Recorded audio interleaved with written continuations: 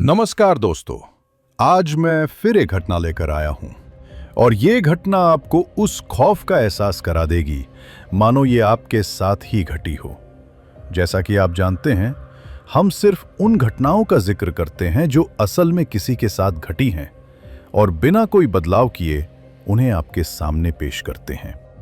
आप इस घटना पर संदेह नहीं कर पाएंगे क्योंकि जिसने ये घटना मुझे भेजी है वो कोई सामान्य व्यक्ति नहीं है। राकेश पालकर, जो इंडियन सिक्योरिटी में आज एक अच्छी पोस्ट पर कार्यरत हैं। ये उनके उस समय की घटना है जब वे प्रमोट होकर सीआरपीएफ कमांडो में कार्यरत हुए थे। चलिए बढ़ते हैं उस घटना की ओर। उन्हें ड्यूटी के दौरान छत्तीसगढ़ में नक्सली गतिविधियों को रोकने के लिए भेजा गया था। होता कुछ यूं है कि उन्हें एक टिप मिलती है कि जंगल में कुछ नक्सली छिपे हुए हैं। हमने ये टिप अपने उच्च अधिकारियों को भेजी और जंगल में उनकी तलाश करने की अनुमति मांगी। 2 दिन बाद हमें जंगल में ऑपरेशन करने की मंजूरी मिल गई। इसलिए मैंने 5-5 लोगों की 3 टीम बनाई और जंगल के अलग अलग इलाकों को छानने का आदेश दिया। दोनों बटालियनों को सख्त निर्देश थे कि जब तक ऑपरेशन खत्म नहीं हो जाता, कोई भी अपनी ड्यूटी से नहीं हटेगा और न ही पोस्ट पर वापस आएगा। अब यह ऑपरेशन थोड़ा लंबा चलने वाला था, तो हमने खाने पीने की कुछ चीजें साथ लीं और एक कंबल भी रख लिया। एक दिक्कत यह थी कि हमारे पास कैंप सेटअप करने के लिए सिर्फ 2 टेंट थे और दोनों ही दूसरी बटालियन अपने साथ ले गई थी। मैं सीनियर था, तो मेरा फर्ज था कि पहले अपने जूनियर्स का ख्याल रखूं। अब मेरी टीम में 2 सीनियर भी थे, तो हम भी जंगल की ओर निकल गए। जब निकले थे तब सुबह के करीब 9 बजे का समय था। हमारे हथियार हमारे हाथ में थे क्योंकि छत्तीसगढ़ का जंगल कुछ ऐसा खतरनाक है जहां नक्सली और जंगली जानवर कहीं से भी और कभी भी सामने आ सकते हैं। इसलिए हमारी नजर चारों तरफ थी। हमें जंगल में घूमते हुए 5 घंटे से ज्यादा हो गए थे और धीरे धीरे अंधेरा होने लगा था। हमें पहले इस बात का एहसास नहीं हुआ था कि हम 8 से 9 घंटों में कितने अंदर तक आ गए थे, जहां आज तक बहुत कम लोग पहुंचे होंगे। अब समस्या यह थी कि हमारे पास कोई टेंट नहीं था जिसे कहीं भी लगाकर रुक सकें। ऊपर से जंगल था तो जंगली जानवरों का डर अलग से था। मैंने अपनी टीम को 2 भागों में बांट दिया, जिसमें एक टीम में मैं भी था। हमें कोई ऐसी जगह ढूंढनी थी जहां आग जलाकर रात बिता सकें। मौसम सर्दियों का था और जंगल में ठंड ज्यादा पड़ती है। करीब 45 मिनट घूमने के बाद दूसरी टीम से वायरलेस पर मैसेज आया कि एक लोकेशन मिली है, आप आकर एक बार देख लीजिए कि सही है या नहीं। जब मैं वहां पहुंचा तो देखा एक खंडहर पड़ा हुआ 2 मंजिला मकान था, जिसकी खिड़कियों के शीशे टूटे हुए थे और चारों ओर गंदगी फैली हुई थी। मुझे संदेह हुआ कि कोई इतना बड़ा घर बनवाकर छोड़कर कैसे जा सकता है। फिर भी मैं और मेरे साथ के 2 लोग अंदर गए ये देखने कि कहीं कोई नक्सली तो नहीं छिपा। जैसे ही हम अंदर गए, हमें एक अजीब सी फीलिंग आई, जैसे किसी कब्रिस्तान में खड़े हों। ऊपर से चीजों के सड़ने और जानवरों के मल की बदबू अलग से फैल रही थी। ऐसा लग रहा था कि वहां पिछले 20 सालों से कोई नहीं आया था।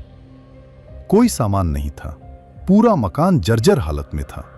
हमने एक कमरे को थोड़ा साफ किया, बैग से खाना निकाला और खाने लगे। तभी बगल वाले कमरे से किसी के हंसने की आवाज आई। ये आवाज हम 5 ने सुनी थी। हमने खाना छोड़ दिया और टॉर्च व हथियार लेकर वहां देखने गए। कुछ नहीं था। हमने सोचा शायद बाहर से आवाज आई हो, लेकिन अंदर ही अंदर सबको लग रहा था कि कोई इतनी रात में यहां क्यों आएगा।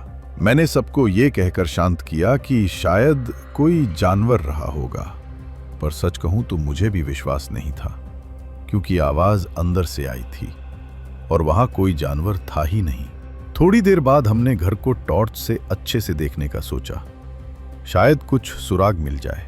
ऐसा लग रहा था कि हमसे पहले वहां कोई आया था, क्योंकि फर्श पर कुछ लकीरों के निशान थे, धूल जमी हुई थी और वहीं मेरी नजर कुछ सिगरेट के टुकड़ों पर पड़ी।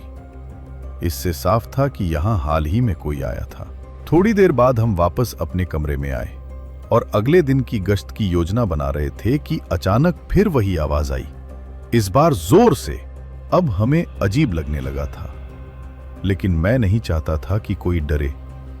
सब थके हुए थे, तो मैंने सीनियर होने के नाते सबको आराम करने का आदेश दिया। हमने वहां पड़े गत्तों को बिछाया और लेट गए, लेकिन मन में डर था। नीचे सो रहे थे, चारों ओर घना जंगल था। डर था कि कहीं सांप या बिच्छू ना काट ले। इसलिए हमने ऊपर वाले फ्लोर पर जाकर सोने का फैसला किया। ऊपर जाकर हमने देखा कि वहां का तापमान नीचे की तुलना में बहुत ठंडा था। हमने गत्ते फैलाए और लेट गए। थोड़ी ही देर बाद हमें नीचे गेट के जोर से खुलने की आवाज आई, जैसे किसी ने धक्का देकर खोला हो। मैंने ऊपर से नीचे देखा, दरवाजा हिल रहा था। याद था कि मैंने खुद ही दरवाजे की कुंडी लगाई थी। मैंने तुरंत सबको अलर्ट किया कि कोई अंदर घुसा है। 3 लोग नीचे देखने गए, लेकिन कुछ नहीं मिला। मैं ऊपर से जालीनुमा हिस्से से देख रहा था। तभी मैंने देखा एक सफेद धुएं जैसी आकृति, जो एक औरत जैसी लग रही थी, हमारे साथी रवि के पीछे घूम रही थी। वो इतनी करीब थी कि मानो उसकी परछाई हो। थोड़ी देर बाद रवि ऊपर आया, लेकिन बिना कुछ बोले कोने में जाकर बैठ गया। ऐसा लग रहा था जैसे किसी चीज से डर गया हो। हमने पूछा, क्या हुआ? उसने कोई जवाब नहीं दिया, बस गुस्से से हमें घूरता रहा। हमने सोचा थक गया होगा, सोने की कोशिश कर रहा है। लेकिन कुछ देर बाद जब मेरी आंख खुली तो रवि अपनी जगह पर नहीं था। मुझे लगा शायद बाथरूम गया हो। इंतजार किया, पर वो लौटा नहीं। मैं टॉर्च लेकर उसे देखने नीचे गया। पूरा फ्लोर देखा, पर रवि नहीं मिला। तभी देखा वही कमरा खुला हुआ था जहां से आवाज आती थी। अंदर मोमबत्ती जल रही थी। मैं धीरे धीरे सीढ़ियां उतरने लगा। मोमबत्ती की रोशनी में एक परछाई बनी हुई थी, करीब 9 फीट लंबी। उसके बाल खुले हुए थे कमर तक।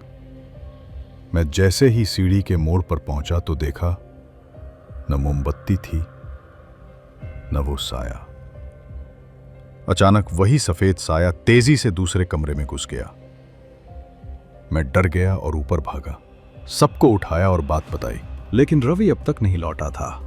हमने पूरे घर की तलाशी ली, रवि नहीं मिला। पर फर्श पर कुछ निशान थे, नंगे पैरों के, जबकि रवि ने जूते पहने हुए थे। मतलब कोई और था वहां। और जब हम ऊपर आए थे तब ये निशान नहीं थे, यानी वो हमारे आने के बाद आया था। हमने रवि को आवाज देना शुरू किया, रवि। उसी की आवाज वापस आई, मैं यहां हूं। लेकिन जब उस दिशा में गए जहां से आवाज आई थी, वहां कोई नहीं था। तो दोस्तों, ये जो घटना का विवरण है फिलहाल के लिए यहीं तक। मिलते हैं इसके दूसरे भाग में। कृपया चैनल को सब्सक्राइब करें ताकि सेकेंड पार्ट आते ही आपको नोटिफिकेशन मिल जाए और बने इस घटना के सबसे पहले दर्शक। धन्यवाद। जय हिंद।